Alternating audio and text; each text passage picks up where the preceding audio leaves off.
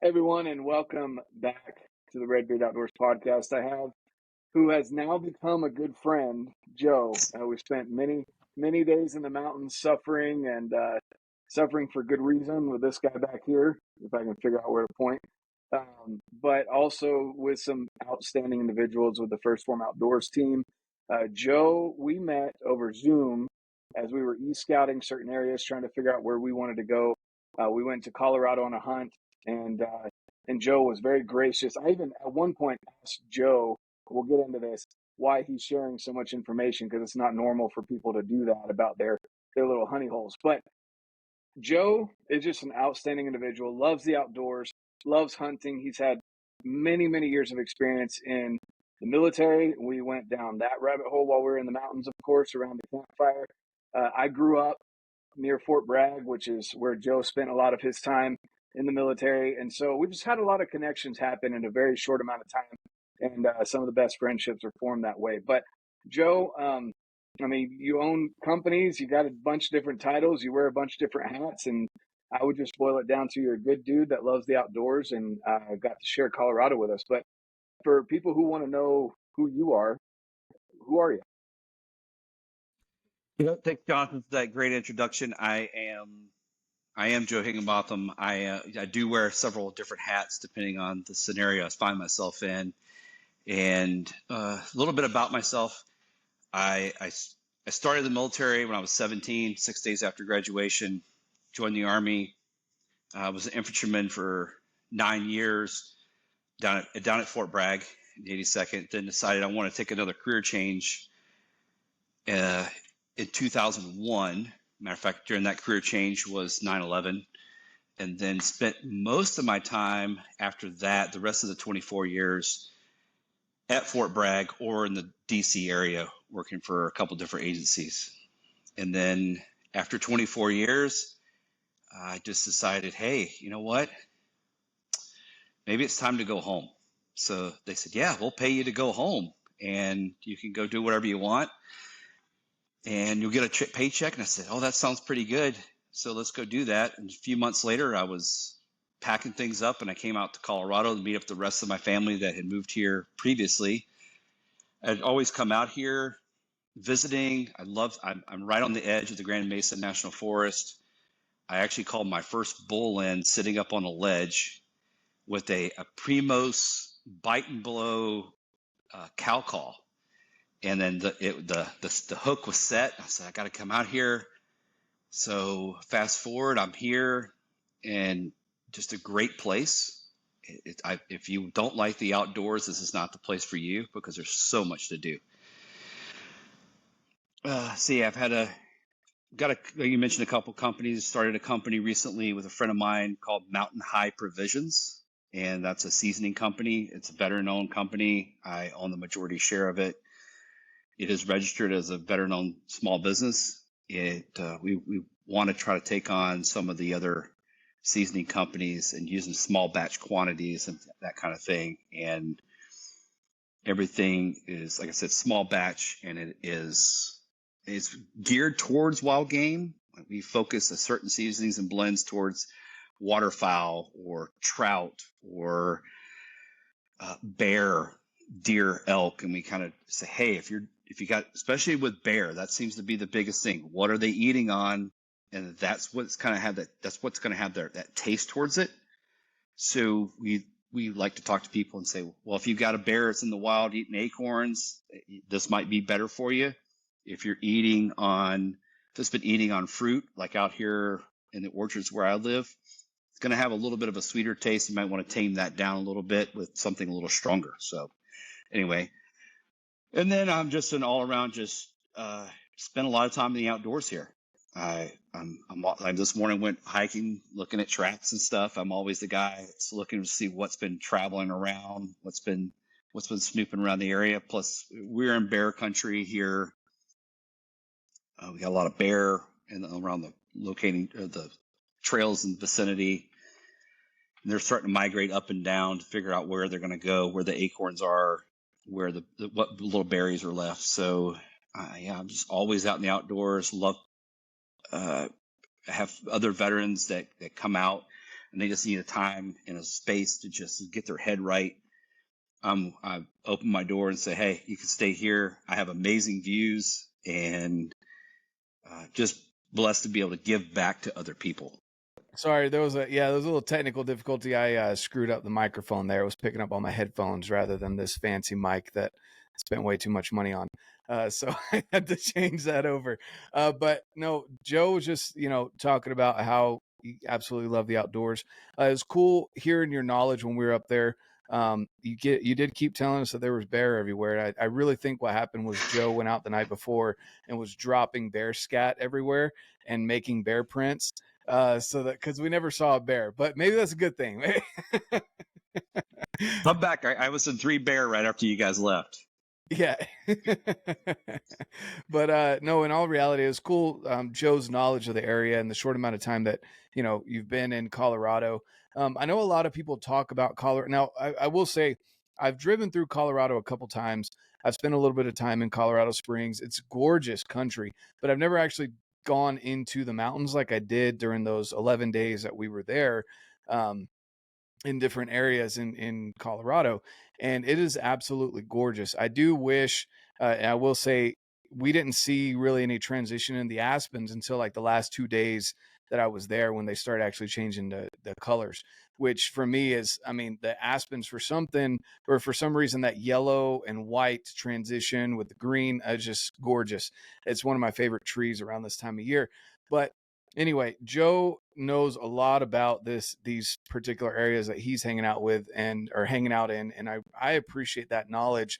So we met, just kind of lining this up. We talked about this kind of at the beginning too, but we were planning out our first Phorm Outdoors trip. I've never been to Colorado, like I said, outside of driving through it. So it was kind of like we were doing our own research, figuring out what areas had good density of elk population, et cetera. Where did we want to go? And then e-scouting from there. And so you knew Jake and from working through First Phorm. And so you guys got connected. You hopped on a call. And then me, in the limited time that I've been in Western hunting, I was a little skeptical because you were giving us all this knowledge on this unit. And in my mind, I'm like, one, is he sane? Or two, is this unit actually as good as he's saying it is? Because you're given so much knowledge. It's almost like I understand it personally, but I haven't come across many people that are genuinely okay with giving this much knowledge unless there's some kind of hook. And by hook, I mean it's a limited entry unit, or it's something that you're more than likely not going to go to, or things like that. And so I did pose that question in the Zoom call after getting to know you for a little bit. I was like, not to be rude, but why are you not hunting here? And why are you telling us so much stuff about it? And so I want to ask you, what did you think when I asked you that question? I immediately I thought, this guy thinks I want something out of it, and he's asking me, am I crazy? And to quote one of my favorite bands, I'm crazy and that's okay with me.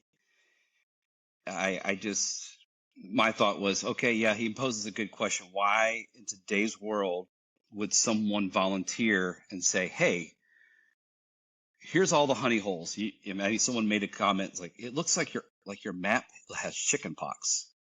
And why all these, it's just a big smattering of waypoints. And to counter that question, I think it says, listen, all you guys are non-residents. You're going to pay a lot of money to come here. As a resident, I'm not paying anywhere near what you're paying. And a friend of mine in the industry taught me years ago, said, help the non-residents out. They carry the burden for the fees and keep the wildlife, whatever DNR, whatever you have for your state, whatever you want to call it. You're basically your game warden offices. They're the ones carrying the heavy load and the heavy lift of keeping those office lights on and keeping officers paid and gas in their trucks and all that stuff. As non-residents, they're most likely not going to hunt as much as you are. And most people don't have the ability to come out here and actually put boots on the ground when they scout, or hang trail cameras. I've actually done that for a guy in Iowa I met through another organization, and he's mailed me a couple trail cameras through the years and say, hey, can you go hang these in this area?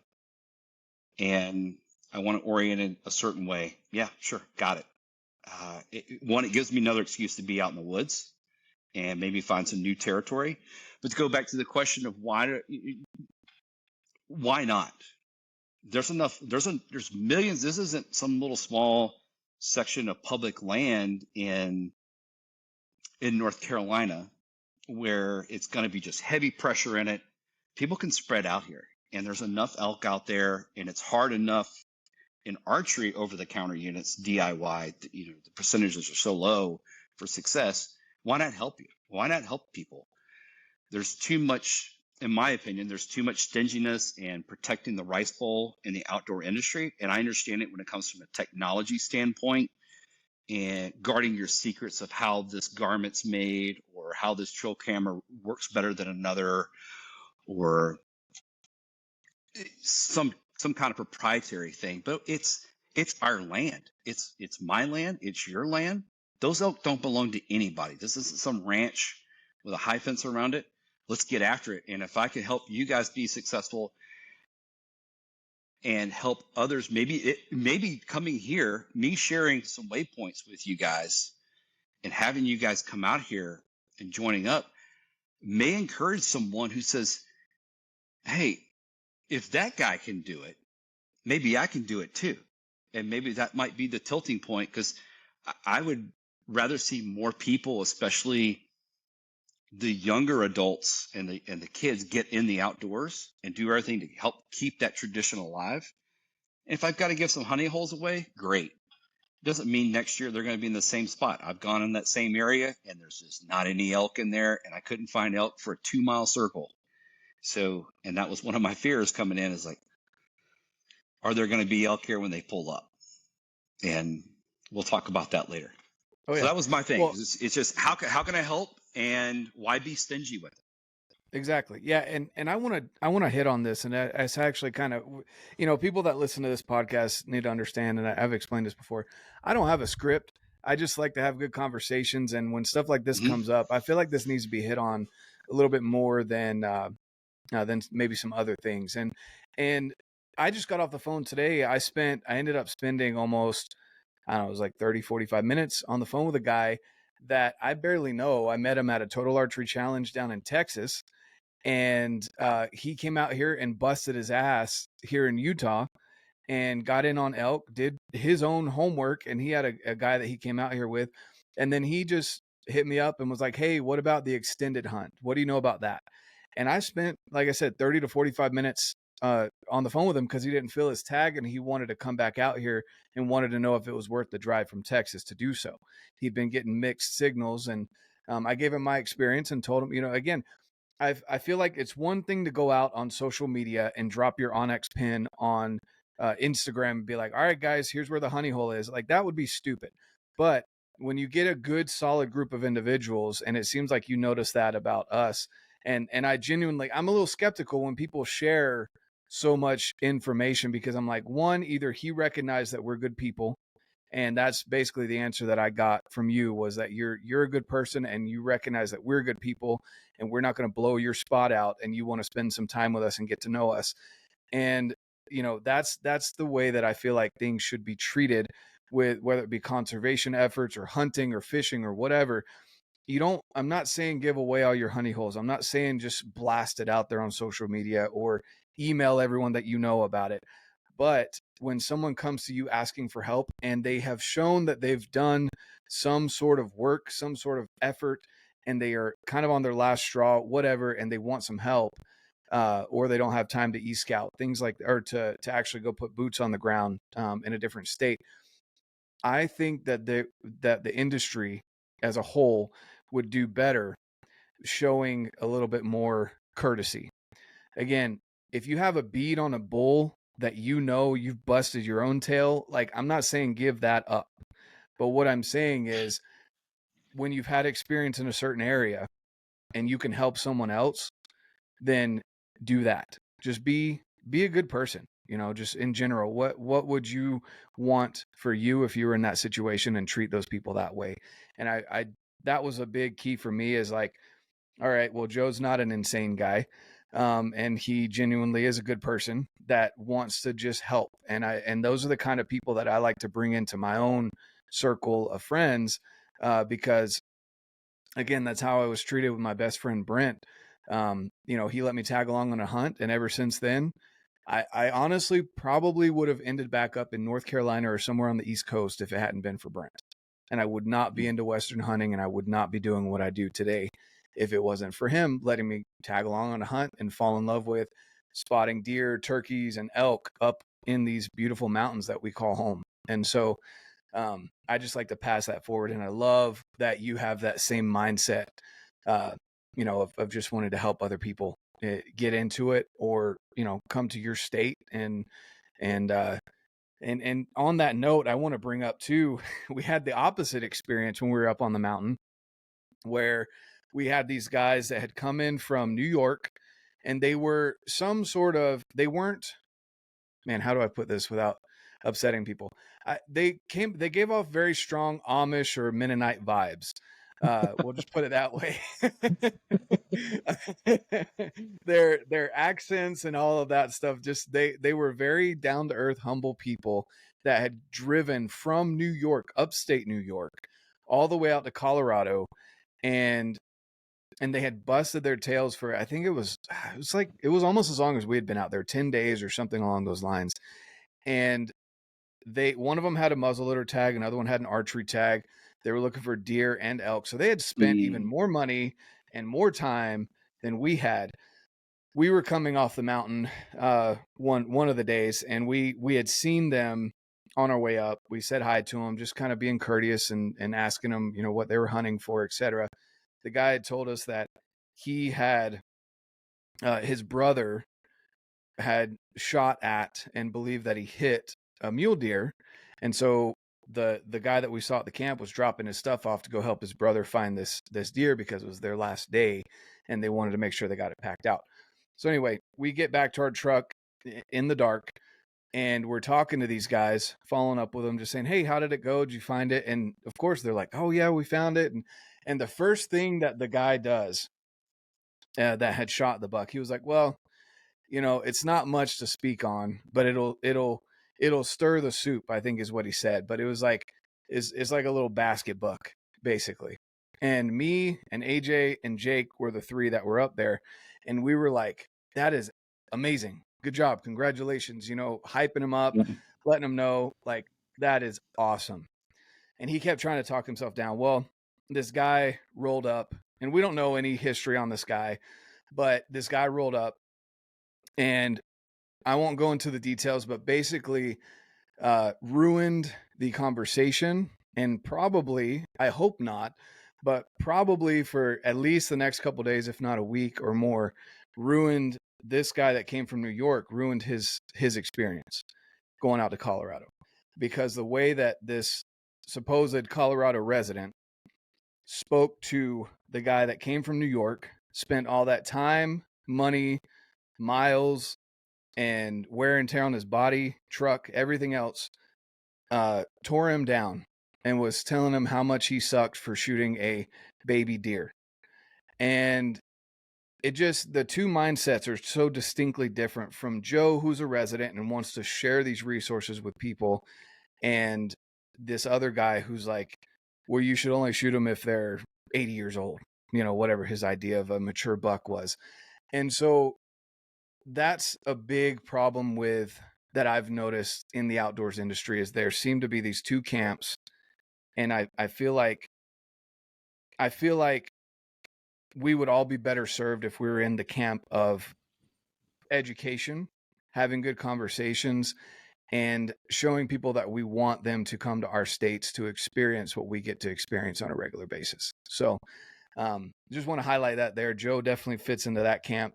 And I very much appreciated the legwork. Joe even went out and scouted for us again, put boots on the ground for us before we were able to make it out there. So like, again, I kind of went back to, maybe he is a little crazy, but I get his passion of wanting to be in the outdoors and share that with us. So again, I really appreciate that. I can't harp on that enough. And thank you so much for that, Joe. It was really awesome.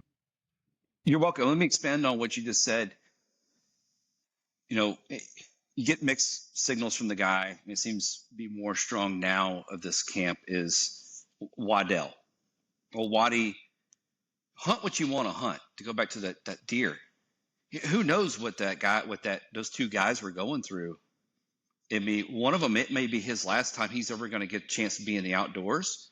Maybe there's a story behind there. And I get, you see these things on, and further, you get these things on, well, it's not much to speak of. And, it's not a trophy. Well, man, I tell you what, if I had the little 6-point buck I got to shoot with my grandfather, and he's no longer here, that little, it probably wasn't even 120 inch little whitetail from Arkansas. Man, I would love to have that thing. That is a trophy for me. Who cares? Maybe it's your kid's first deer, your kid's first turkey. It's only got a 3-inch beard. It's a Jake. Who cares? If it's legal, who cares? It's hard enough on public land. And the other thing is, those two camps need to come together, because if we don't come together, the non-hunting outdoor space is going to collapse. We're being picked off by every little thing by the non-hunters, and they're just, if we don't band together, I sometimes wonder, what is this going to look like in 20 years? And if we've got to do a better job, if it's legal, congratulations. Mm-hmm. Yep. Exactly. So no, I agree with you on that 100%. And that's, I just had a meeting with Hal, where we've talked about that too, how we need to get people more involved, because it's not the anti-hunters that you're going to really convince.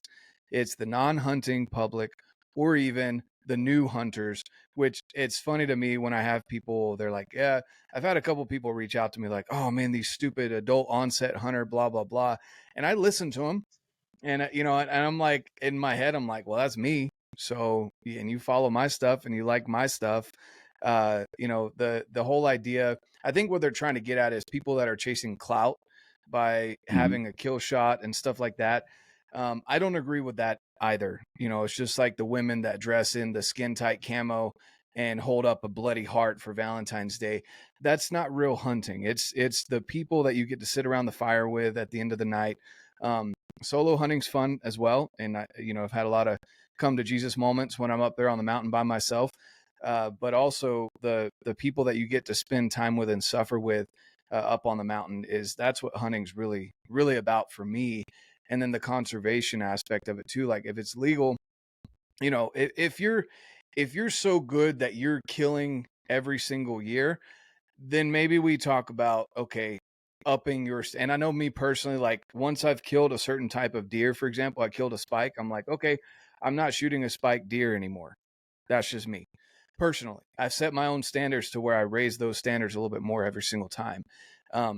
But I agree with you, where you don't know what those people's situations are. You don't know what those New Yorkers were dealing with, if this was their one and only time to come out to Colorado, et cetera. So all of that being said, we need to come together, and it's the non-hunting public, and even those, again, the newbie hunters that we need to keep around and teach them the proper way, ethical shots, practicing, not pulling your bow out the day before season and screwing on a broadhead and thinking that everything's good to go.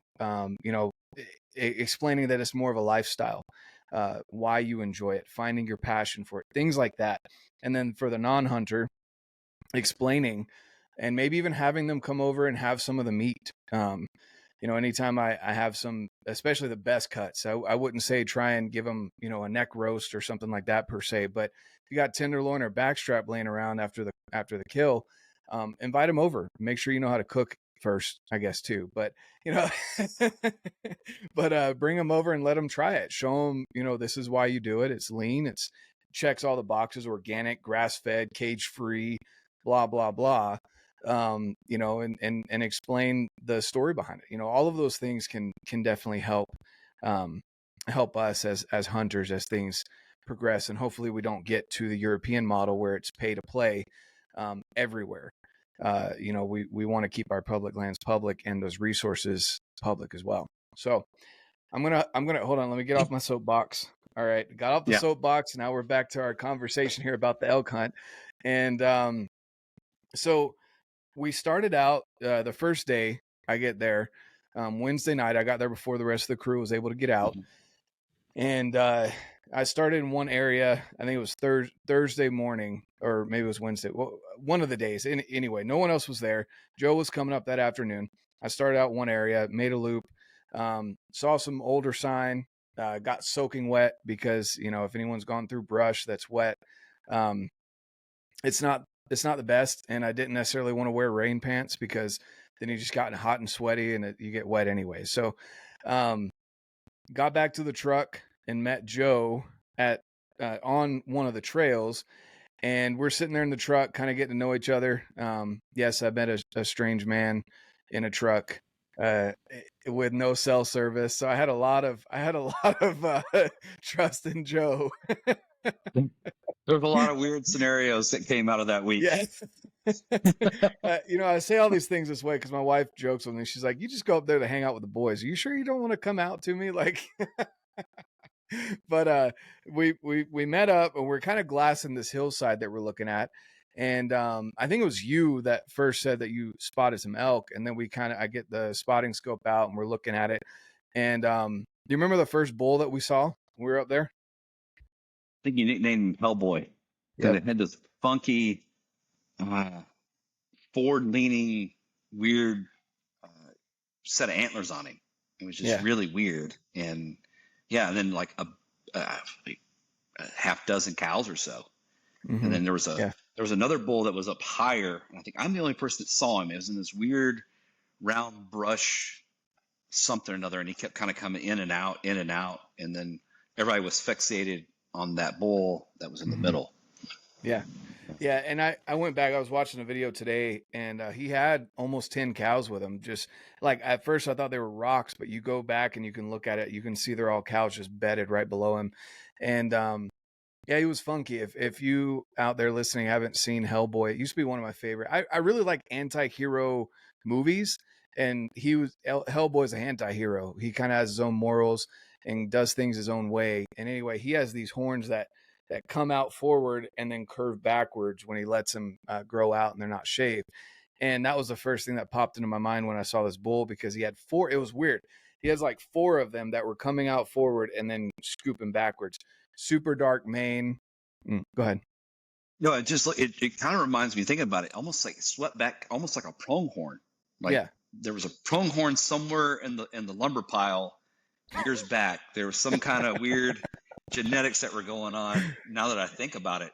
So yeah, it was a really weird bull. So we watched him for a while, and then the boys roll up in the truck, and a lot of these guys had never seen an elk in person off of YouTube, and so the fact that they were able to hop out of the truck, and the first thing they were able to hop on the spotting scope and see a bull with some cows, that kind of set the tone for that week. It was pretty awesome.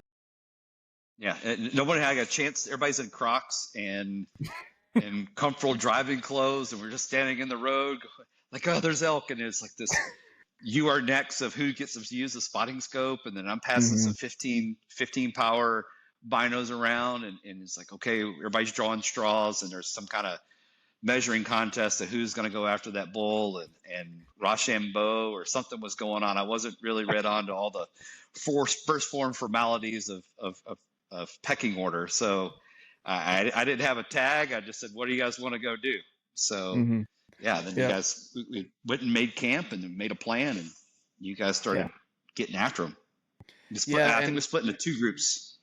Yep. Yeah. And so we went and made camp, kind of caught up, and there was a lot of us, especially the guys out east, I hadn't got to see I don't get to see very often. And so, we got to hang out for a little bit, and then went after those bulls when we realized, to our dismay, that they were on private, which I didn't realize there was a big chunk of private right there. So we figured that out. And basically we spent the next couple days, these bulls, or these elk, were like clockwork. I mean, from 7 to 7:30, they were on that face, and then they would work into one of the drainages on the private, and they were hanging out there. There was a couple of them, and And then, so we're just gonna, I mean, we had quite a few experiences. You got to run some of the boys into the dirt, which is awesome. And a lot of this stuff is going to come out in the first Phorm Outdoors video. So I don't want to touch too much on it, but oh man, they had a lot of fun. And we'll just say that AJ and Dale, they got run their butts off the first couple of days. Yeah, well, and I think they got paid back in spades. Once the Clydesdale looked at it's like, all right, you're going to run my boys into the dirt. Let's turn it up and see what you're made of here. So I definitely got put back in check real quick when later on. Yeah, exactly. After you guys wore the old man down, you definitely, I got handed that back in spades for sure. So we went back to camp. Every night we'd have a great camp. Joe was great at building the fires and, making sure he'd cook us up our nice Dallas fillets when we get back to camp and, give us foot rubs. You're going to get too many people there. I'm going to have to start a service here. Every time I have a line out the door, service. Who wants to hunt with me? So yeah, Joe's guide service. I think one thing I was like, your guide service sucks. I was like, well, but are you on elk? You're either on elk or you're not. And, what'd you say? It's worth what you're paying for it, right? That's right. Exactly. It's worth every penny you just paid for. So. Oh man, there was a video later too, where I was showing my wife and she was laughing so hard when you pull up in the ATV later on and you're like, Joe's taxi service. Like, oh man. So we end up, we spent a couple of days there and then we moved areas and that's when things kind of got real. And, I'm not, and I found a lot of chinks in my armor as far as, where I need to be physically for, especially next September. But basically, I've always said I'm not the fastest hiker, never will be. I'll pack out as much weight as you want. I'll be your pack mule, but I don't move very fast. I'm constantly worried about either rolling my ankle or whatever it may be and screwing things up and also busting out animals. Maybe when you're on a main trail, not so much, but I don't see the need to rush unless, again, you have a bead on a bull, you know where he's going and you need to get there and beat him to it. That's really the only reason, me personally, my hunting style, why I would see you need to rush. Jake had a different plan for us. And so we'll just say that we pull up. The original plan was we were going to camp at the trailer, meet his dad the next morning and head up with the mules. And all of a sudden we're like, all right, pack up for 3 days. We're heading in. Like, awesome. So this was after a couple days. And if anyone's ever camped out of a truck, you understand how disorganized things get. Like, it's all nice and organized until the first day that you've actually used the stuff. And then it's just shot the shit basically. And so, sitting there organizing stuff, running through my head, what do I need? What, blah, blah, blah. We end up going in for a couple days. And let's just say that for any of you out there wondering about e-scouting, lines touching is bad. Contour lines together is bad. don't go that way. We had some very steep encounters with Jake and his 600-pound life trekking poles, and it was it was an awesome suffer fest. We'll go with that. And Jake has since recognized that he was doing that on purpose. He did say that. Yeah, he said yes. He did say that he will admit that he was seeing how far he could push us before we broke. And I will say, without giving too many spoilers and successes and failures throughout it, no one broke. No. I cursed Jake quite a few times, and we're still friends, so that's a good sign. But yeah, it was a very awesome experience. We had a great time in the wilderness area that we were in. It's gorgeous country. Joe and I got to take our boots off and cross the river a couple times. That was a fun experience. And it's like a scene out of Alaska. Right, exactly. There's bear tracks everywhere. What should we do? We should take our boots off and we should ford this river like pioneers. But Like, this before is that, we tried stupid. to build a couple bridges before that. It Yeah. just wasn't working out. No, that water was running so fast. You throw rocks in there, you hear them roll down the river. Like, well, that ain't gonna work. Exactly. Yeah, we definitely got our So ice plunges in. that too. Yes, for Yeah. sure. And it was funny. I get home and I was telling my wife, I was like, I haven't really showered in 11 days, so I should probably do that. It'll probably take 2 or 3 showers and maybe even a bath to get all this grime off of me. I said, but my feet, I did wash my feet a couple times. Like, No, the river washed your feet for you. Exactly. So then, the first Phorm guys, they ended up leaving. Actually, give me a brief overview, maybe not going into detail, but your thoughts on the time that we spent with the whole crew together for that week that we were all together. I told Jake this, and I'll try to paraphrase what I told him. It's like I found my tribe again. With my background of being around a bunch of just somewhat knuckle dragging, just predators, apex predators when I was in the military. Spent most of my time out of the conventional military, and it was like I was with my tribe again. Just everyone, trying to give too much away for the film. Everyone was happy for whoever success there may have been. No one was, I wish I had this shot. There was, and to kind of go back to something, there was 2 of us that had tags in our pockets for not that unit that said, okay, we're going to allocate 10 days. Mm-hmm. I'm going to carry a tag in my pocket that I can't hunt. And the other person, I know myself, the other person never said, God, I can't wait to get back and hunt my own tag. It was, when I get back, when this is over, I'm going to have my shot at it. And so that shows that selflessness about the whole team. Everybody was wanted to help each other. I remember times guys coming in, hey, what do you need? Different teams coming in. It was one team got back early. It was see the other team come dragging in, and if not you, but the other redheaded beard was with them, that they had gone through hell and back that day, like they'd been through selection out at Camp McCall, and you're like, hey man, what do you need? Or hey, I'm gonna go ahead and start we already started the fire. While you're getting your pack ready for tomorrow, I've already got my jet boil out, and let me boil. How many cups of water do you need? There was a whole selflessness about the team. There was a lot of bantering that we had, just guy locker room bantering, messing with each other. But at the end of the day, everyone had each other's back, and there was also a level of respect for one another. There was, what about this? If this person's kind of in the hurt locker, we should probably let's put them somewhere. Let's let them go on a different hunt tomorrow, or let them, let's get them to bed early. I've got some extra food. We need to put calories back into them. It was just a great team of everyone looking out for each other. And again, you don't see that in the industry unless there's a paycheck.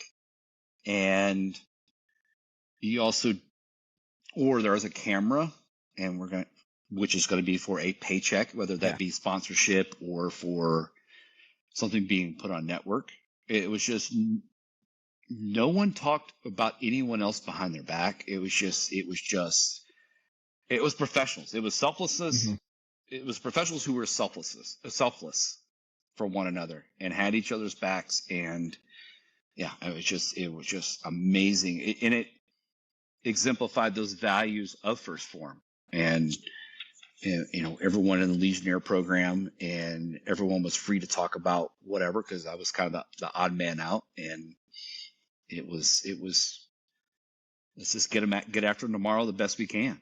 And it was just, the team was just amazing. You talk about those 600-pound trekking poles. I got them poked at me a couple times while I was testing at Jake, running down a hill.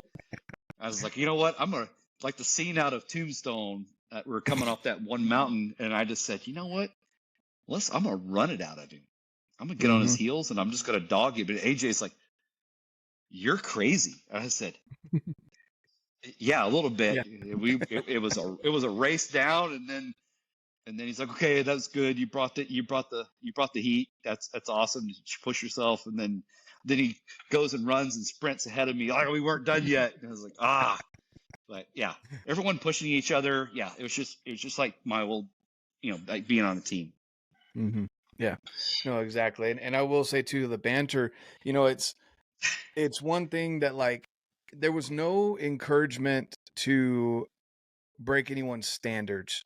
It wasn't that kind of banter where it's like, there was, I think, a couple drinks passed around, and no one, like, this is something that for me too, I'm able to gauge. And as I've gotten older, it's become even easier. But, especially in high school and college, and then living in Mexico, like, having to explain to people that I don't drink, and I never have.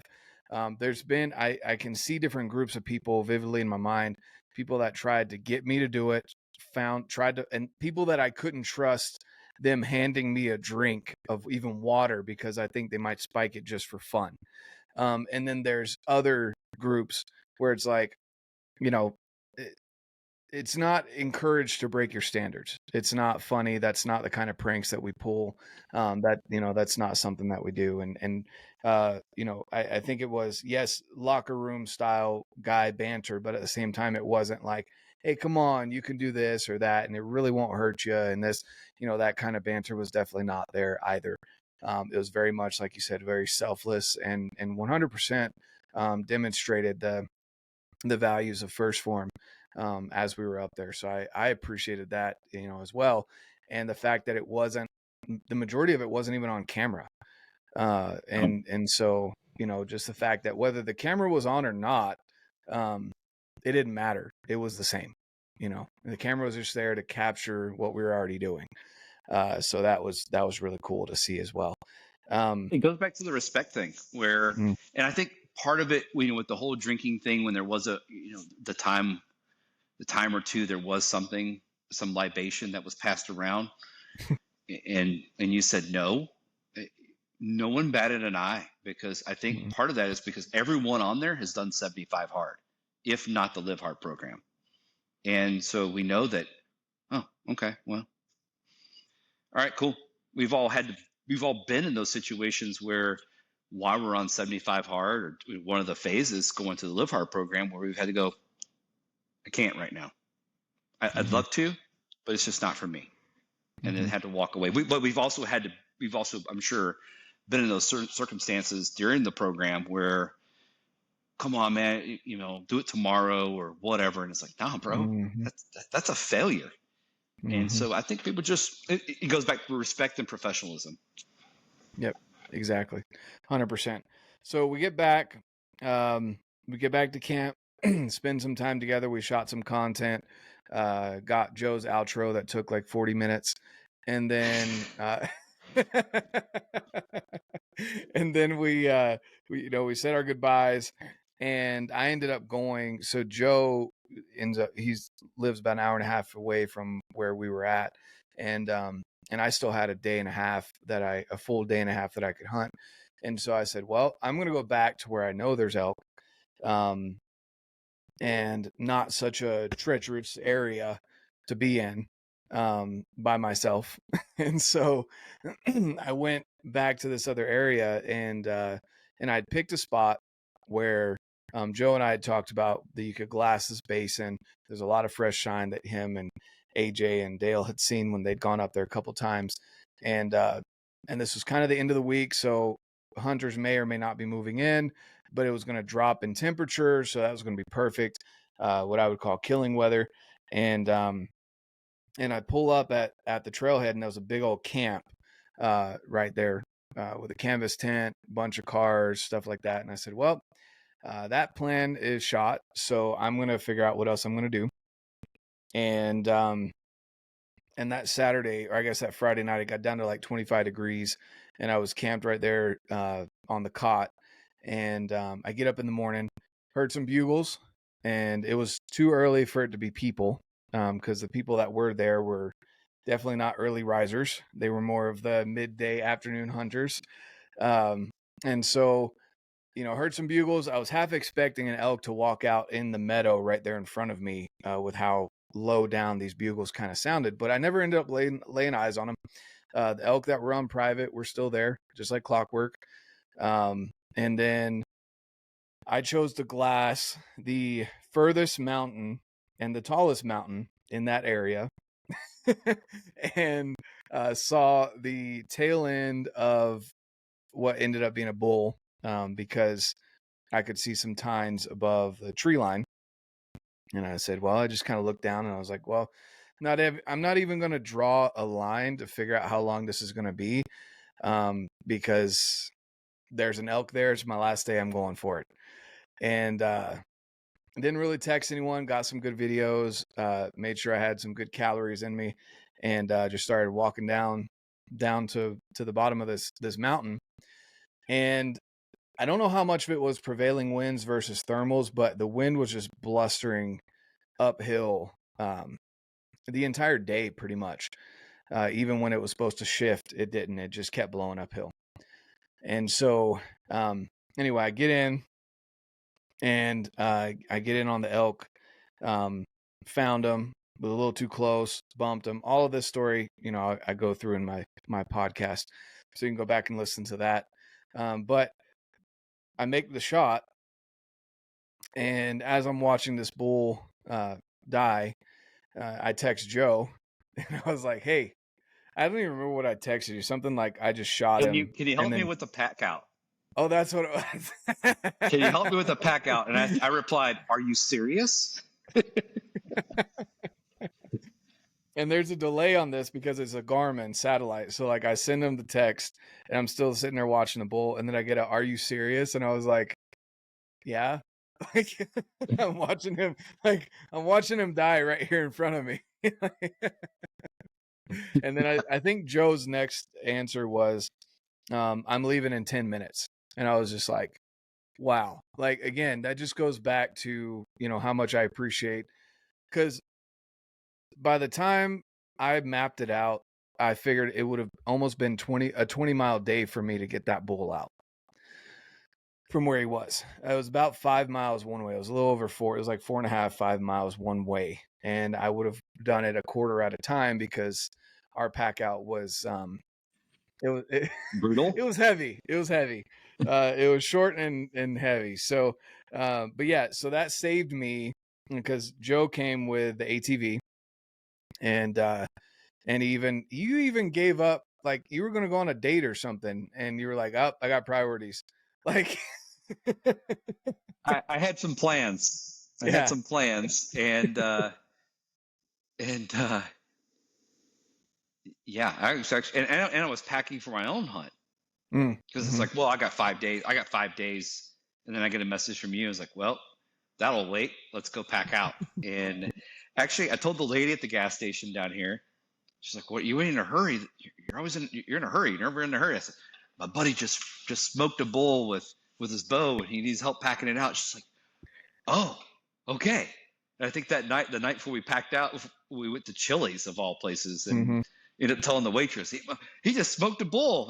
And she's like, "Oh, I remember I killed a bull with a rifle." I was like, "No, with a bow and arrow, he smoked it." And she's like, "Oh, okay." I thought there was gonna be like a huge announcement or something because she was all excited. But yeah, because I showed up without a sleeping bag because I thought we were gonna pack out all night. I thought we were gonna get there, drive out, come hike in, and start quartering that thing up in the middle of the night. And you're like, "No, let's just get some rest and we'll do it in the morning." I was like, well, I don't have a sleeping bag. I don't have a sleep mat.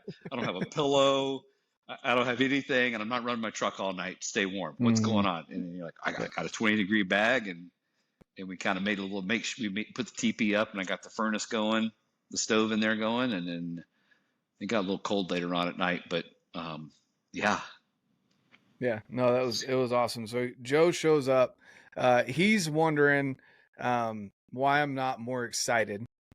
And we're going down to Chili's. I give my wife a call when I get back into cell range. We're talking, and you still like, there's a couple times where you're like, like, why are you not more excited? What were you thinking, in those moments when you had me down, at Chili's, and on the drive back, you're just kind of like, what's going on? Yeah. Yeah. I thought at this point, I was like, this has got to be a joke. Cause you're just like, that's pretty cool. I was like, bro, you don't have adrenal fatigue. You need to go ahead and get excited. Like, you should be beating on the dash and all kinds of stuff. And yeah, but you're just like, all right. I was like, if this dude brought me out here for nothing, we're going to have some problems. I just wanted Chili's. That's all I want. I'm going to take his 1P drinks with me, all of them. I'm going to take them home with me. He's not going to have any of them to go back home with.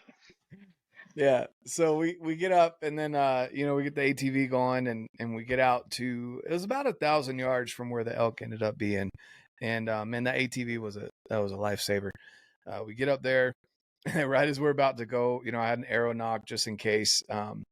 And, just kind of for context, I had hit the bull a little bit back on purpose because the bull was bedded. And I didn't want to go through the rib cage and all the other bone that was there. So I hit it just behind the rib cage, clipped some lung, destroyed the liver, and went out a little bit of the guts. And I left him overnight because, again, it got down to like 30 degrees or something that night. And he was right where we left him. But before we get up there, you're like, oh, good. I don't hear any bones crunching, so I don't think there's a bear on him yet. You keep talking about these non-existent bear. I've seen more elk than bear, but there are a lot of bears in that area. I don't know where they were, but I usually run into bears in that area all over the place. Yeah, but yeah. So we get up to him, and that's when it really hit me, that it happened. And I told you the night before, I'm like, I'm cautiously optimistic. Like, I know, but I didn't put my hands on him. He's not 100% dead when I left him. And so for me, it was like, I don't know. All the bad scenarios were going through my head. Something was going to happen. He was going to run, whatever.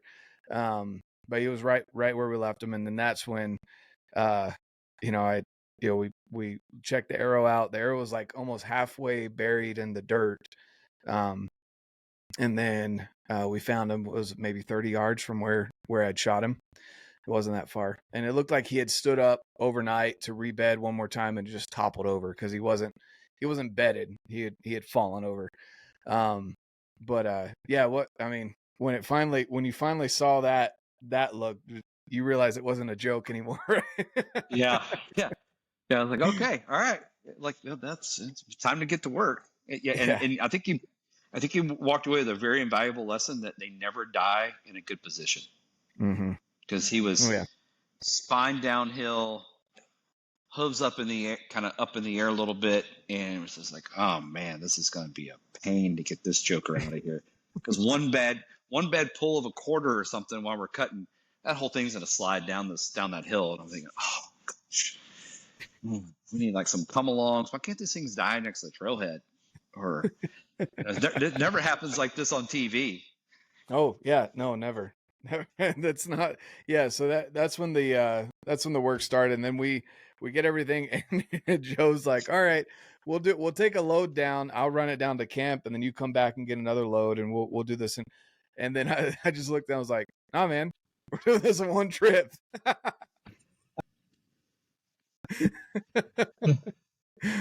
I had this look of, hey man, this ain't a whitetail or a mule deer. I don't know what you're thinking. I don't think we knew what we were thinking, but once we were committed, we were committed going down a hill over deadfall. Let's get this thing down the ATV.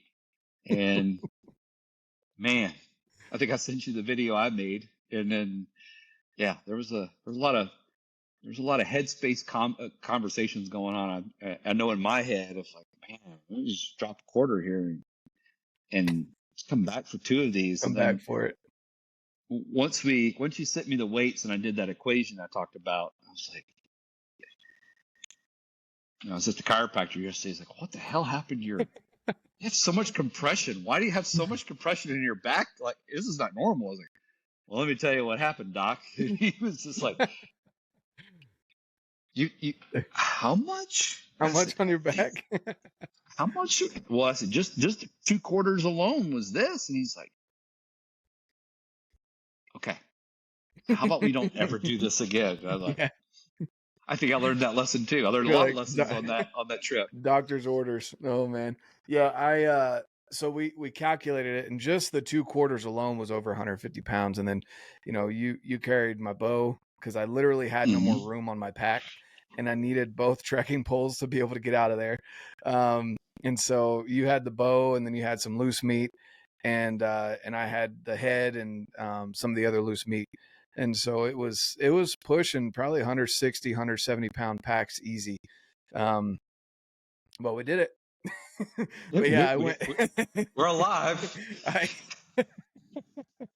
was like, man, doesn't matter how these much. guys didn't. Go ahead. These guys didn't kill me down in that southern location, and here he is. He's going to try to kill me just packing out his bowl. And then there was almost an ATV getting flipped because of the hill, and then the weight shifted, and you had to like do this Circus Olay thing going on. And I was like, if this thing goes, it's going. I don't care. I'll winch it out later. But yeah, we were like, you're hanging on way over here trying to counterbalance, and it's like, oh man, how does this happen?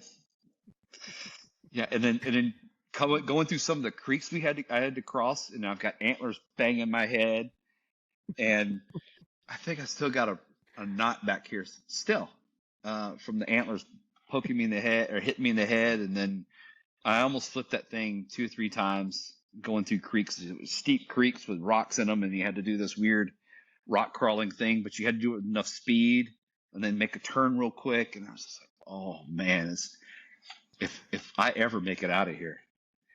Joe's Taxi Service. 10 out of 10 I would recommend. Service. And I came back and got you. Didn't even make you walk out. He did, yep. And then we enjoyed a little 1P drink, and then packed up everything. And I was like, hey man, I got to get going. I got to get out of here, because I got to go home, refit, and then be out in the mountains for myself. I think I was out that night. Back out there. So I just, again, I just wanted to highlight, just the fact that, really, I appreciate all your help. It honestly would have been, I would have made it happen, but it would not have been a fun day. It would have been a lot of trips and a lot of miles, and a lot of hurt locker, a lot more than just 1,000 yards down to the ATV. But it all went really well. And of course, I hope you're enjoying the tenderloin, because I seriously, I only got like that much of it, because my kids were sitting there, and like I cooked it, medium rare, put a little bit of a dry rub on it, cooked it medium rare, let it sit, and then I chopped it up really thin slices or sliced it up really thin, and then gave it to him with some rice and some veggies. And my son probably ate half of that tenderloin by himself, and he's 8. Yeah. and then it was good. It was really good. Yeah. But it was, that was just such an awesome experience. And, I'm going to get a wall hanger for this guy, which this is, I think I pointed that out, but that's the Euro, and naming that guy Resilient, because he took a long time. He did not want to give up the ghost. And that was probably one of the hardest things for me to watch. I know I'd made a good shot. I know he was going to die, but I grew up wanting to be a veterinarian at one point, until I realized that if people came in with like beat up dogs or whatever, I probably would not be able to restrain myself, and I'd end up in jail, because I just don't tolerate, mistreatment of animals. And so, sitting there watching him die it was a little over 2 hours before I decided to back out, because I didn't want to bump him. And again, for those out there listening, the way it was set up, if I had tried to get down to him to get a closer shot, because at the time it was 110, 120 yard downhill shot. So line of sight was more like 140 yards to where he was, that I was watching him in his bed. And if I had tried to get down to him, he more than likely would have spooked. And I didn't want the adrenaline and all the other chemicals going through the meat, and messing that up, along with having to do another track job. And so my choice was to back out, but it was hard. It was hard to watch and to know that even though I'd made a good shot, he was still suffering. That was definitely hard for me to watch. So, and then of course on the way out, I bumped 2 more bulls, you know. Of course, that's how it works. You know, you shoot one and then they all pop out of the woodwork. But yeah, that was it was an amazing experience.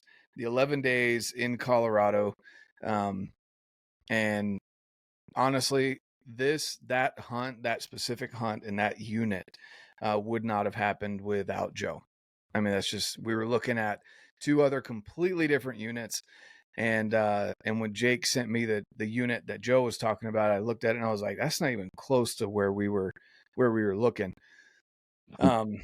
It's really not. And so I really very much appreciate it. And I just wanted to bring you on to kind of tell your side of the story. And then again, I know we're going to get your 40-minute outro in the first Phorm Outdoors video, so they might have to split it.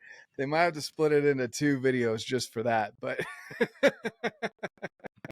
Yeah. That was just Nick and I talking in there. What are you talking about? Yeah. So, no, it was a great experience. It was, like I said, it was like finding my tribe again after being sort of in the wilderness without a tribe out here. You know, I'm not near a military base. There aren't a lot of just get after it people in the civilian space, especially away from those military bases, and just watching everybody just roll their sleeves up, get after it, teamwork, respect for each other's boundaries, respect for each other's beliefs, and that kind of thing. There were some conversations about that, and wherever I was respectful, not without some little bit of ribbing and bantering, but you know, it's a great experience, and it's one that I'm still living the high off of. And you know, look, okay, I definitely had some takeaways as being the old guy in camp. Is, you know, I learned a couple things. So if you're a little older, I'm almost 50, which is hard for me to say. And you know, I'll say that for people who are a little older and listening, nutrition, mobility, and recovery while you're on the mountain. If you're going to do this backcountry stuff and you're going to have a 20-year-old talking trash to you the whole time, eating ho-hos, then you know, you're definitely going to have to up your nutrition. I mean, I still think like that one night I came into camp, we set up camp, I was at 4,900 calories, and I don't know how the tent got set up, and I really don't remember much. I just remember, screw this. I'm not gonna get stopped anyway. So I just passed people, and it was like, hey, no, we're gonna set up camp here. I was like, oh no, we're not gonna stop. You're not gonna pull that game on me. So, but nutrition, you know, I'm trying to keep up with a 20-year-old and some 30, a bunch of 30-year-olds. So definitely I had to put more fuel in the tank, because at my age I'm burning a lot more calories trying to keep up. I definitely need to spend more time doing mobility in camp or throughout the hunt, not just lay down, take a nap. Let's do some mobility, start working some of those kinks out that, once again, 20-year-olds don't have to worry about. Not yet. And then just recovery. Hey, I've got to get a little more sleep. I've got to do some things. Maybe another pound of a piece of equipment would be a lot better and give myself some deeper sleep than sleeping on some half-pound air mattress that didn't even hold any air. So yeah, we dealt with holy mattresses and a bunch of other stuff going on up there. That's for sure. And I'm really glad you set up the tent that night, because you would have been waking up in a downpour. That was a bad night. Oh, yeah. Because I think I said, let's just bivouac. Let's just throw sleeping bags down. No. Nope. It was it was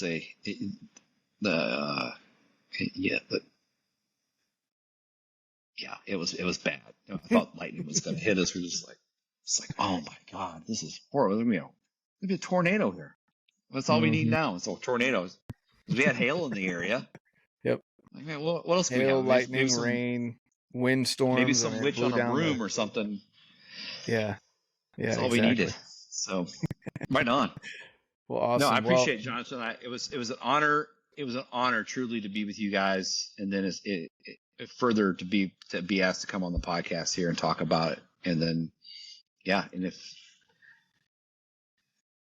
to go back to what you're saying earlier about just giving things away, if someone comes to you and it makes the concerted effort to come to you and say, hey, listen, this is what I've done, this is what I like to do, then they've done their homework. They've pushed themselves. They've already sought some kind of guidance and some kind of direction. They're just maybe at a stumbling point, or what are your thoughts on that? So if someone's done their homework, they're not just coming to you with a problem, but they have somewhat of an answer or show what they've tried to do to solve the problem. Why not help somebody out? Exactly. Again, it could have been one of those guys on the hunt, could have been that's their last hunt they're going to get to do, or they're doing that on a memory of someone who couldn't be there, or for in a catastrophic situation. So then let's just help each other out here. I agree 100%. If you can be right or kind, be kind. Yeah, exactly. Yeah, because it's definitely, it can make or break people's experiences. It can make or break their future. And again, you don't know what those people have gone through, what they sacrificed, how long they've been saving up to go out to Colorado or wherever it is that they are. You may not necessarily agree with it, but in all reality, what is that conversation going to do in that moment? I guess I agree. I agree that there is a certain degree of you need to be focusing on shooting more mature deer or elk. But at the same time, in the moment when the guy's he's already, got all the meat, he's already harvested the animal, how is you saying that at that moment going to help anything? It's not going to change anything. You can't go piece it back together like Legos and say, all right, Bambi, go run off. That's not how that works. And so, again, like you said, if you've got the opportunity to be right or kind, be kind. And then have that conversation later. Hey, next time, you want to come out to Colorado, here's how I hunt. Again, being upfront with people. Here's how I hunt. I only shoot 330 or above. I only call in 330 bulls. That's that certain bugle tube that does that. Yeah, exactly. It's one of those North Idaho things. Yeah.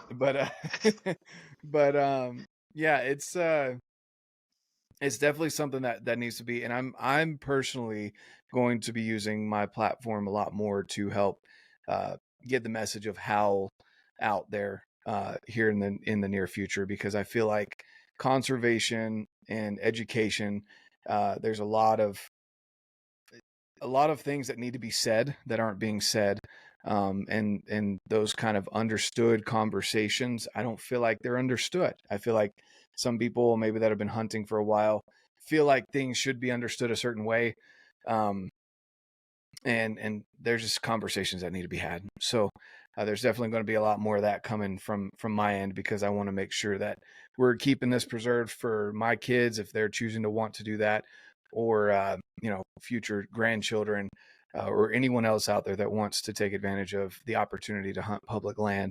I want that to be around for a very long time. So with that being said, Joe, is there anything else you want to leave with the audience, or if they want to order spices from you, give a shout out to that as well. The website is mountainhighprovisions.com. If they want to order seasonings there, we're actually coming out with not just the bottles, but we're also coming out with a little 1/2 ounce trail pack. Is it 1/2 ounce or 1 ounce? We've gone back and forth on that. There's a Switchback Outdoors, just did a private label for those. We're going to have those on the website. It's just a resealable pack that you can put inside put somewhere in your pack. It's a package that you can put in your pack. I should say that. It's a lot of pack in there. And so if you're sitting around a campfire and you want to eat a tenderloin with the guys or by yourself or the family, whatever, it's not weighing you hardly anything to have those seasonings right there. Plus, it might spice up one of those. I won't say the name for legality reasons, but it rhymes with peak and breakfast skillets. So it might well spice some things up after day 6 or 7 that you've been eating those in the morning. Give yourself a little bit of flavor. And there you go.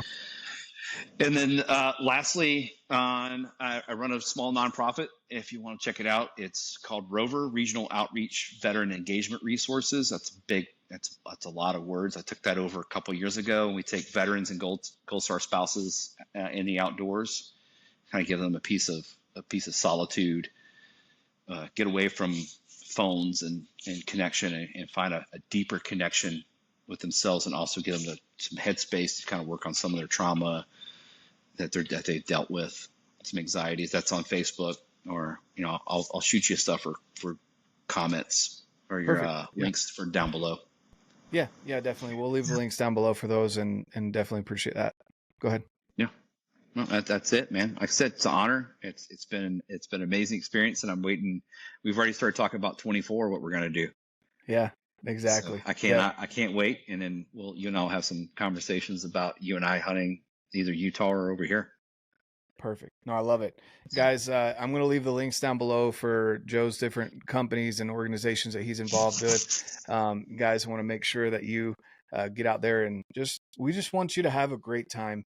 Get outdoors, live like I always say, a happier, healthier, more successful life, and just really enjoy it. And if you've had any successes this fall as far as filling tags or any experiences that you want to share, definitely shoot me a message over on Instagram.